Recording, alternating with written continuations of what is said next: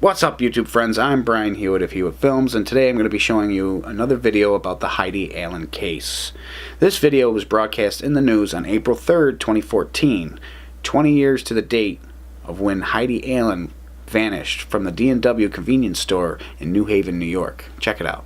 But the big question remains tonight, where is Heidi Allen? It's the only unsolved homicide in Oswego County. Heidi Allen's disappearance Easter morning. Though 20 years have passed since Heidi Allen's disappearance on April 3rd, 1994, this anniversary hasn't gotten any easier on a mother who lost her 18-year-old daughter just before her graduation. 20 years later, I still don't have Heidi. And I want that closure. Life has gone on in New Haven. But standing outside the gas station convenience store where her sister disappeared, Lisa can't help but think of everything she's missed sharing with her baby sister. It's challenging because, anyone with a sister knows that that sister bond is different than anything.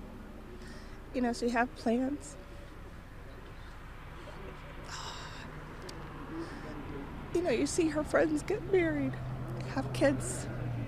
She didn't get married. She didn't have kids.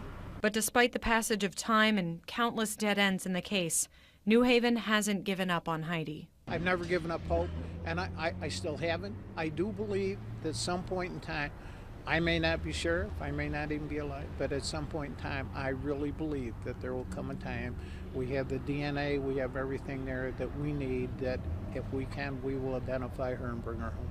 Brothers Richard and Gary Thibodeau were tried for her kidnapping. Richard was acquitted. Gary is serving 25 years to life for the kidnapping, a charge that included a presumption of murder. Heidi's body, however, has never been found.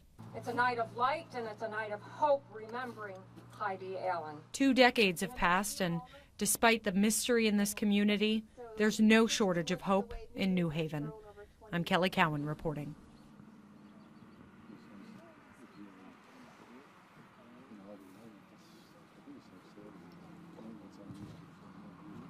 Now, 4 months later, July 24th, 2014, John O'Brien from Syracuse.com brought the case back to life through the evidence that was brought to him through Tanya Priest. Now, the video we just watched, the sheriff was like, I want to do everything I can in my power. Hopefully one day I'll get some evidence where I can start looking into it. Bam! The evidence came to you, Dodd. Guess what happened?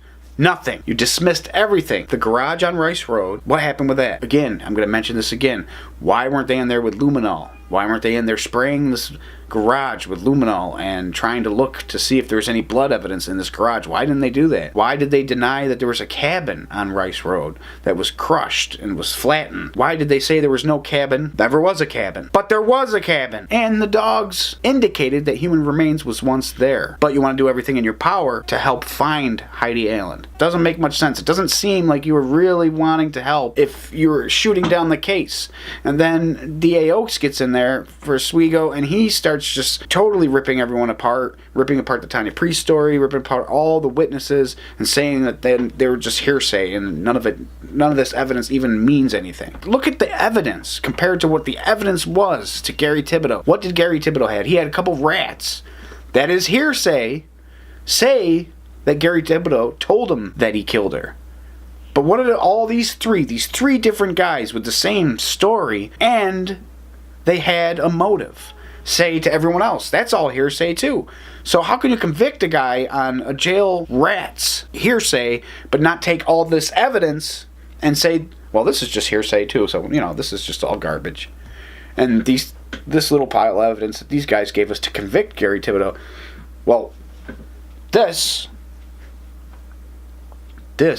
means something. This doesn't. This stack of evidence, no, this doesn't mean anything. This little stack, yeah, we'll convict a guy for that. No hair found, no blood found, nothing in the vans, nothing in Richard's van. Gary wasn't even seen on the DMW store. He wasn't even seen there. Richard was there, got 2 packs of cigarettes. And then he made a phone call just to say, well, yeah, I was there. And bam, next thing you know, he's the suspect. Another thing people don't ever mention about the van, the spooky Thibodeau van, the one that was clean of all prints, and that was kind of suspicious. There was no prints in the van. None whatsoever. Somebody really took the time to clean the van. But there was Coke cans and brooms and shit all over the back end of this van. But they really took the time to clean it, didn't they? But the thing they don't talk about is They said that someone was looking like they were pushing someone down in the van. They said that they were pushing someone down in Richard's van. The damn thing's standard. The van is standard, so he's shifting. So if you only see this part like you see of me now, and I'm shifting gears, it does look like I'm putting someone's face down, doesn't it? They never talk about that. Why? Dad, did you and your sheriff people really want to look into this investigation? What do you guys think? I'm Brian Hewitt of Hewitt Films. Leave a like. Leave a comment down below. Please subscribe to Hewitt Films.